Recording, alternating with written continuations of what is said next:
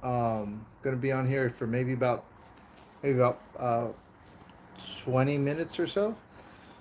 Okay, so let's get started. And as you guys come in later, you guys can go ahead and start watching the video. Um, and I'll just start the talking now. Many times people don't come on here until later and they'll watch it after the video's been posted.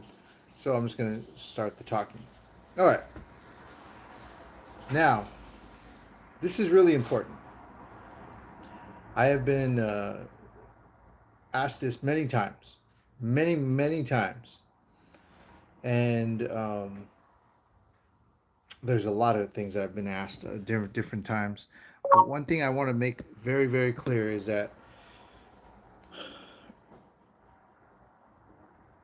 let's not get hung up.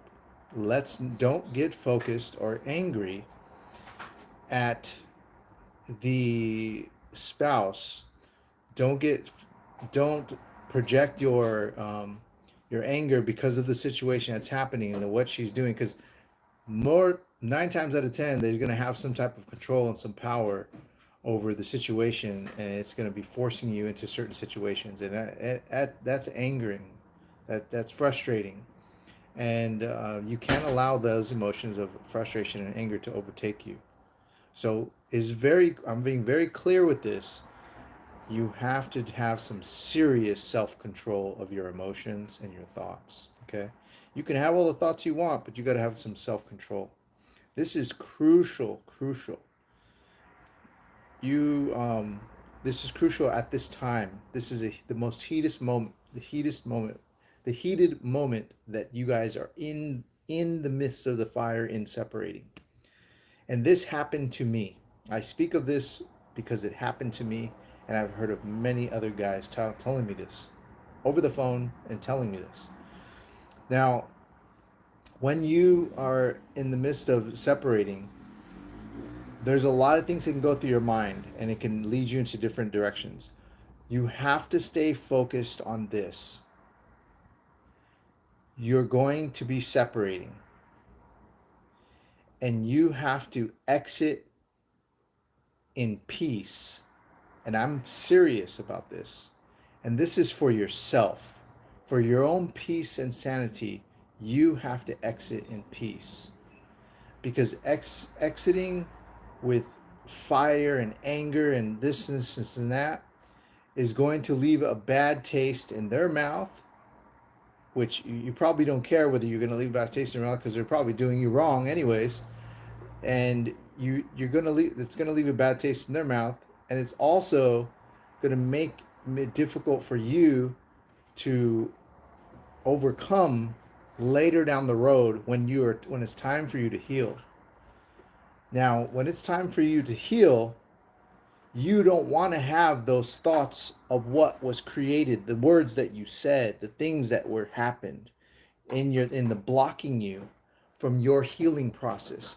Because entering into your healing process, when it happens to you within a few months, maybe a year down the road, when it's time for you to really fully heal from the core of you, and your time to move on and change your life around, these things that you do today in this crucial moment of the actual separating process will block you from your healing. So to have some real self-control over your emotions. I hope you guys can hear me. I don't have the earbuds in, so I'm going to speak up a little bit louder, and hopefully I can push out the background noise. Now, in the process of you having the separation process, I'm going to share some story about me and maybe kind of reflect towards what you may help you. Everybody's situation is different, but I want to be very clear. When the woman has a more financial stability, she has more financial stability, and she's more well off. um, she tends to a woman, and I hope women are listening. If you're a woman, listen to what I'm going to tell you, and tell me if I'm wrong, and comment down below. I encourage you. I encourage you to comment and tell me whether I'm wrong or right. I encourage you. This is every single story, and I say every single story I have heard about this. And this also happened to me. When a woman has more financial and more money, and she has more financial foundation than the man in the process of the separation, a woman will use that leverage as power to inflict and motivate and push the man out in a way that is degrading to him, to lower his self-esteem, to disrespect him. She enjoys the process of disrespect towards the man because she feels as though she has power and financial power. When it's been the other way around, and I've heard this many times, in some cases, I would say more often I hear this, what I'm about to tell you, than not, is that when the man has a financial foundation and the man has more money, and if you're just joining me, I'm saying to you, that's women for you. Yes, Cameron, thank you for messaging. Thanks for coming in. I appreciate you guys coming in and commenting. Thank you so much. Welcome. I hope you guys are doing good. But I want to say, what I just said was when women have more money, they use it to degrade you and make you feel less than and disrespect you as leverage for power to show you I have power over you and you're not going to do anything about this. This divorce and this separation will go the way I want it to go because I have power. That is the what is happening when a woman has more money. When the man has more money, okay? Most of the time, in some cases not, but most of the time, what I've heard and what I would have done as well too is the man will make sure that the woman has some money. He'll take care of things. Don't worry, I'll do this. You know, you're just gonna have to leave. I just want you to leave. When the man has more money, he makes sure that the woman is comfortable and feels safe, but he does out her and make sure she leaves. And that is most of the time. A man is going to still, at the very last minute, take care of that woman financially. And in some way, he's probably going to be more gentle about it and less manipulating about it. So that way, she feels some sense of respect in the separation. Now, going back to, let's go to my story because I've heard this from many of you guys, and it's probably why, let's be real, it's probably why we live in times in this generation that if you are a man and you're making less money, it's more than likely your woman is going to leave. See, the woman doesn't look at the family as a value, as a necessity for living life of joy and happiness. A woman does not look at it that way. A woman looks at her hair, skin, nails, her needs and wants of her own personal as what is more valuable for her. For a father, he sees the value in yeah. Thank you, Cameron. And the for a father, it's very different. It's opposite. And in many cases, a father we can't go buy new shoes. We can't go buy new things. We can't be that type of person where we're gonna lavish ourselves. You know, our skin ain't the most, Hollywood ready skin in the world because that's not the most important thing. The most important thing is hurting your back, dirtying your hands, and making money and paying the bills. And that's what a man sees the value in that, in the pain in his body when he wakes up in the morning or goes to bed at night. He sees the value in that. I need to do this. Fuck, I'm in pain. This hurts, but I need to do this. Because he looks over and there's his family sitting right there.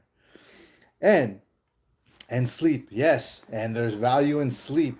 Yes, sleep, and they wonder why are you so tired? Why are you sleeping? Because we need our energy. Now, here's the other thing.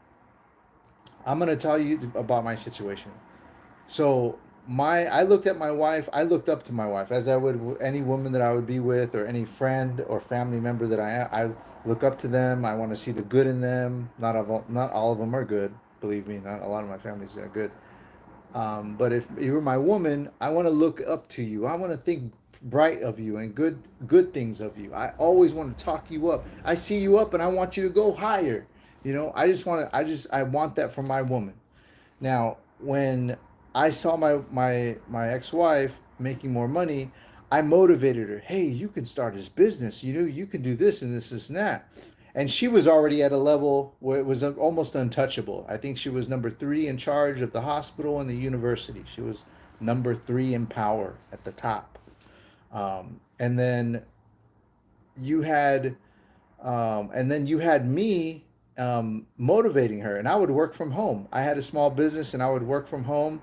I didn't have to go work that much, and if I did have to work, it was Friday, Saturday, Sunday because it was events. I had to work Friday, Saturday, Sunday. I didn't have to work Monday through Thursday. Now, and if anything, it was just meetings during the middle of the day.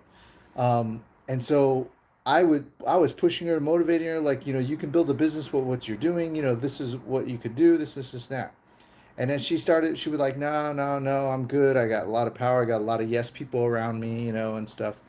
And then she started to get encouraged because I wouldn't give up. I wouldn't give up. I'd keep pushing her, keep getting in her head, keep telling her, you could do better. You could do this. You could, can you imagine, you can live a life like this. And then you really have that fuck you money, what I'm saying? Like you'd be really good off. It's then I started tapping into her head. I started tapping into her head. And then she started to go for it. She started leaning towards it. Then she became, boom, hugely financially rich. I like how you think of supporting your stream. Just thank you so much, Cameron. I appreciate you, brother. Thank you. I'm grateful for every sub. Thank you guys for coming in, and thank you for your comments, and all of the other things that you've watched along the way.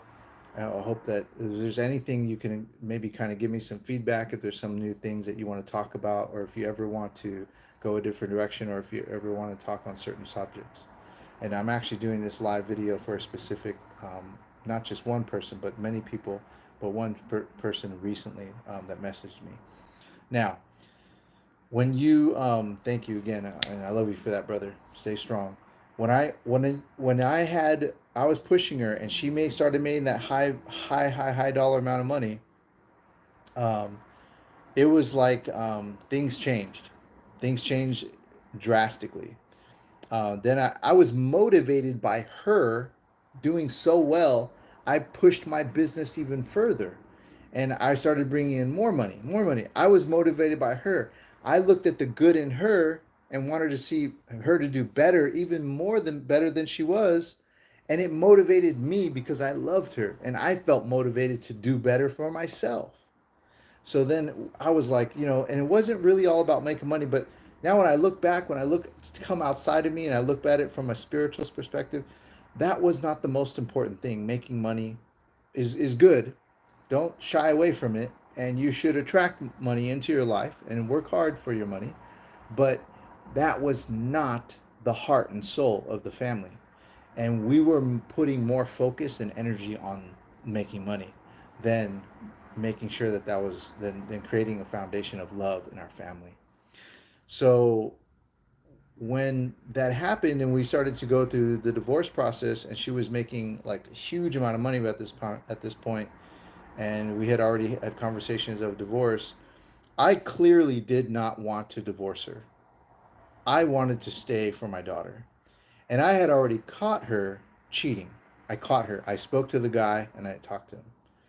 Now, when when this all passed, when we were living with each other for those last few months, and we were still living in the same place, I had lost my. I had had a heart attack.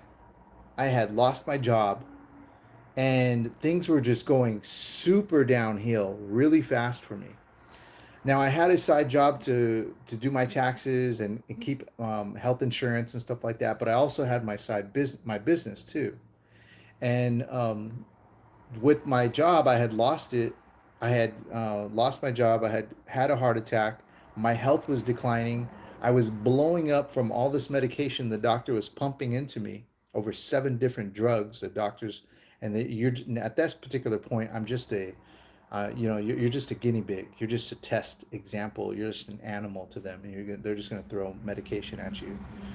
Not to knock medication, use it to your advantage if you need it for the meantime. I did take some medication at the time because I was so extremely depressed that I actually I needed to numb my thoughts because I was just going crazy.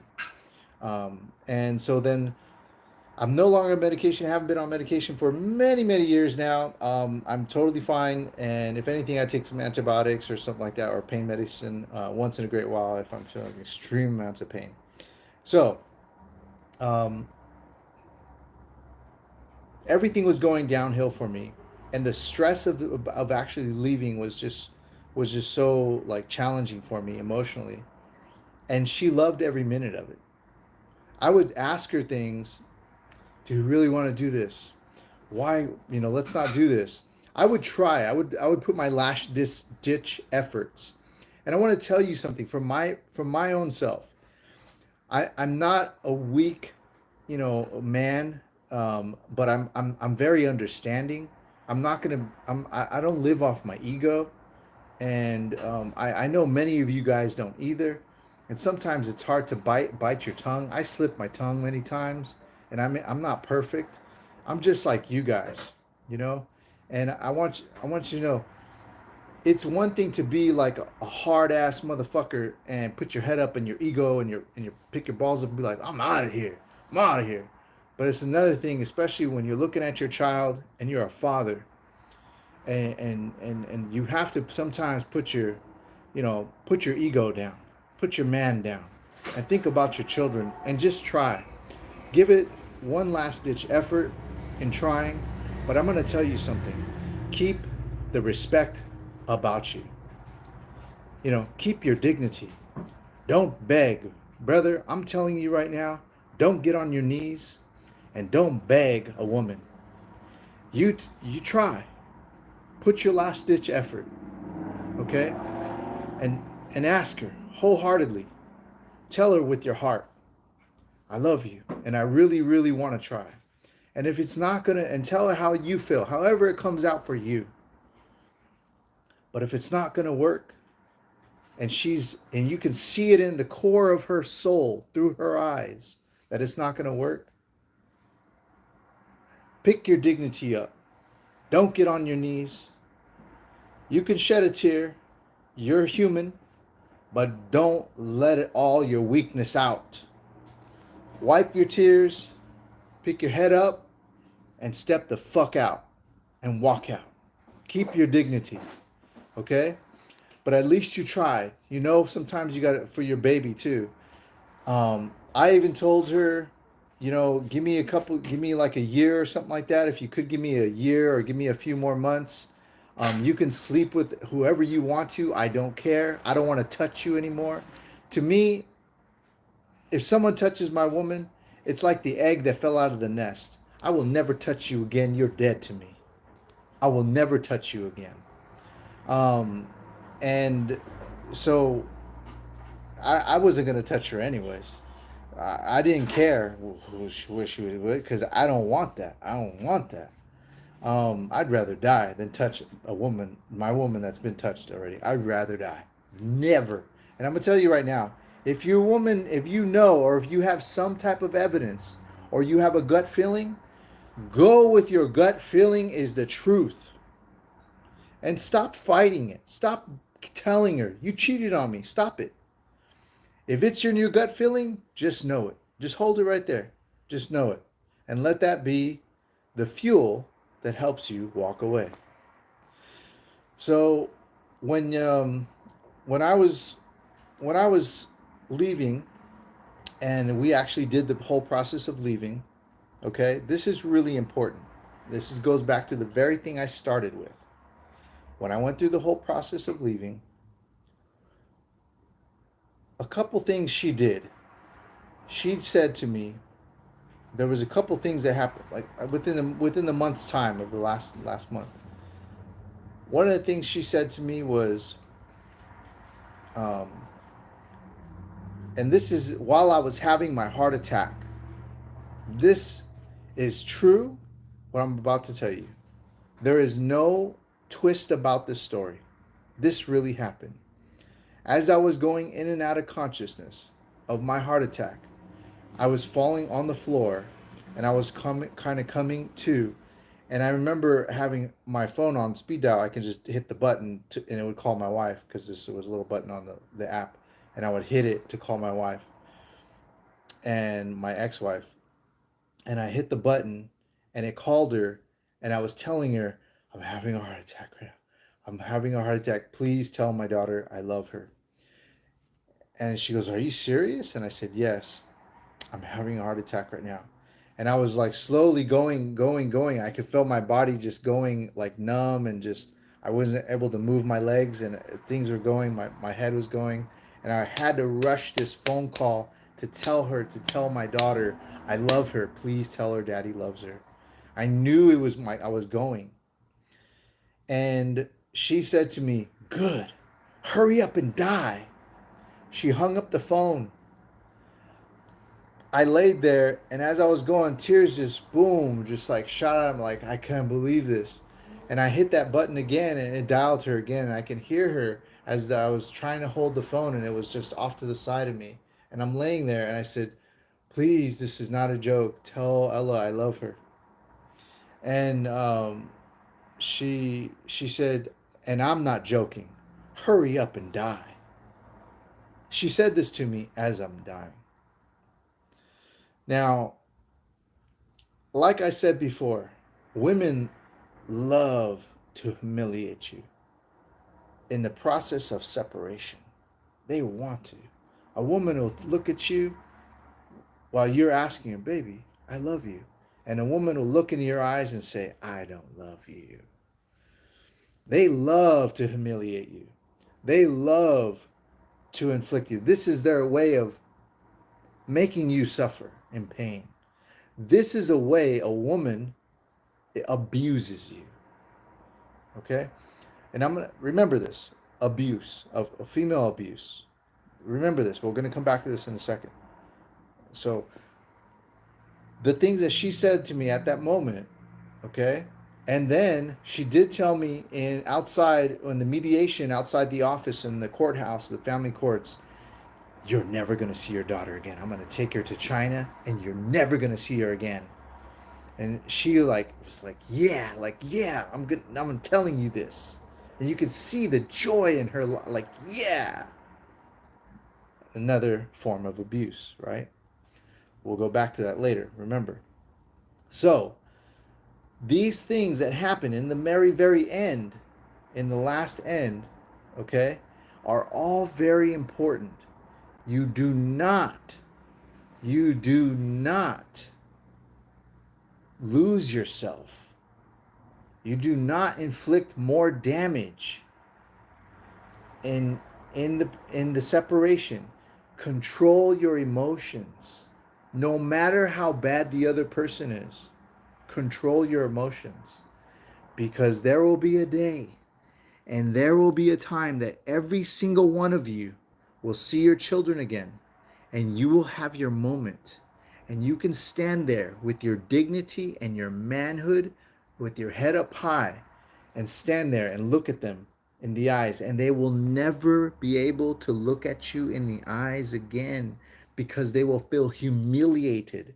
And it's that type of humiliation that they inflicted within themselves by trying to humiliate you.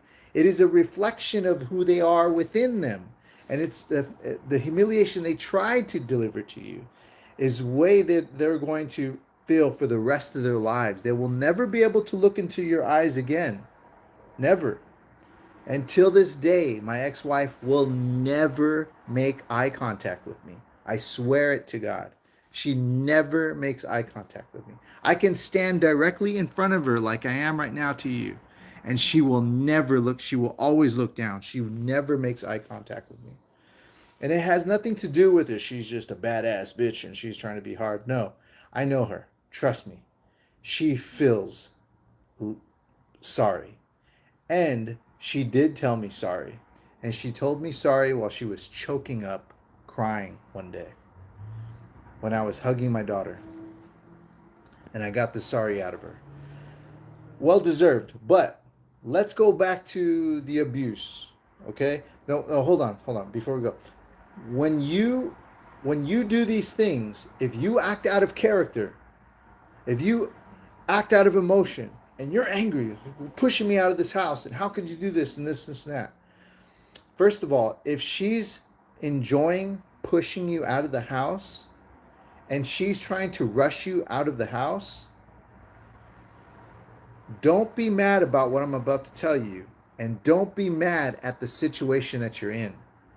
But this is the truth. The reason why she needs you to get out is because she can't wait to build the relationship with the other guy. She wants to put more energy and effort with the other guy. She wants to take the child to a babysitter or leave him with you so she can go be with the other guy. She already has another guy. Don't be mad about the situation or mad about what I'm telling you. She's had another guy for a long time. You now are in the way. Same thing happened to me, brother. I was in the way. And here's the thing. Here's the crazy thing, and I got this from my therapist. Listen to this, please. Listen to this, please, and share this with somebody. The reason why a woman vindictively pushes you out so hard in such an angry way and enjoys it, subconsciously, she's trying to show her love and faith to the other guy. She needs to show him, look what I did, and to create validation within herself to make her love more secure and more solid with the other guy. That's what she's doing, and that's what women do. I need to inflict more pain and suffering within you so that way he can see and look, I do love you. Look at the pain he's suffering. Look, I love you and I'm securing our relationship. Look at what I did. I'm creating suffering for him. That's why. That is why. The last thing I want to leave you with, these last couple minutes, hang in there, guys. Thank you and I love you. The last thing I want to leave you with is this.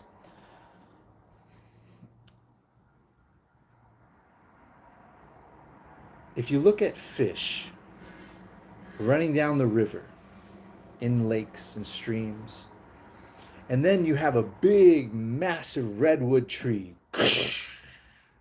and it just stops the lake. And these fish need to go this direction. And the water kind of slowly seeps around that dropped tree, maybe this way or under a rock, under that way. It just changes. And over time, with heavy rains, winds, and over time, different currents and the earth slowly shifts and moves. And it's that stream of water where the fish needed to go this way, kind of split off around that redwood. Boom, boom. And that redwood starts to decay and goes away. But now we have a split. Those fish have learned and have adapted to their environment. And they start to, instead of going that way, they go around it. This is the way nature works. Nature adapts to their environment. So for women, many years before, were beaten and abused by men. So women naturally are smaller and they can't fight back. So they've adapted to their environment. They have become master manipulators and abusers, not by the hand, like men, but by the mouth. That is their weapon, their mouth. And they have become masters at it because their mouth hurts harder than a punch. Guys, I love you very, very much, but once you start to see all this stuff from a different point of view or a different perspective, man, It's not to inflict more anger and fire up more anger within you. Actually, I want you to turn around your energy and look in the mirror and start to fall deep in love with you, because we loved so much outwardly to these women that hurt us. We loved outwardly because of some booty or some money or this that. Thanks for the words. Good luck on your stream. Thank you, brother. I appreciate you, Cameron. Thank you so much. God bless you. That's not good parenting though. Yeah, I read your other message here. Thank you, Cameron. I appreciate you. Thank you so much. We can't. We have to stop living outside of us and giving our energy and love outside of us. Sometimes those, even our own children, we're putting too much, and we sacrifice so much for our children. It's time sometimes to take care of you and love you. Love inward. Focus on your energy. We can't control negative and bad people, but they can be controlled by your focus and energy and love and resources focused on you and only you. You matter. You're important. Your existence is important. Everything about you is needed on this earth. You're a good man. You're a good woman if you're a woman watching. I love you, and I wish nothing but the best for you. I wish you the best of health and happiness and success. And I wish you to smile again, laugh again, love again, and be happy. Take care, guys. I'll talk to you again soon.